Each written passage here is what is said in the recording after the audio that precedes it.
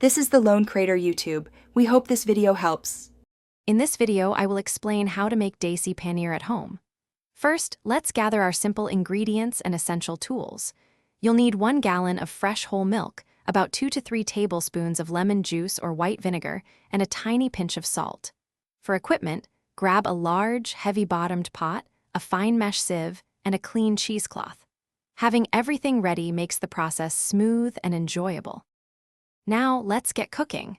Pour your 1 gallon of whole milk into the large pot and heat it over medium flame.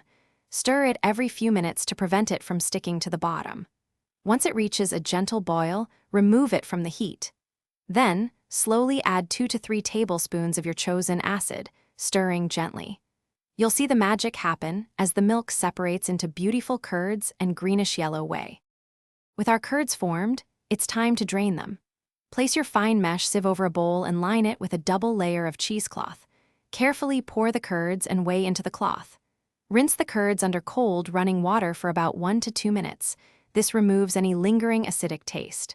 Now, gather the edges of the cheesecloth, twist it tightly, and squeeze out as much excess liquid as you can. Almost done, take your wrapped curds and place them on a flat surface. Shape them into a neat block about 1 inch thick. Now, place a heavy object like a cast iron pan or a few cans on top. Let it press for 1 to 2 hours. This firming process is crucial for perfect paneer. Once pressed, unwrap your beautiful homemade paneer.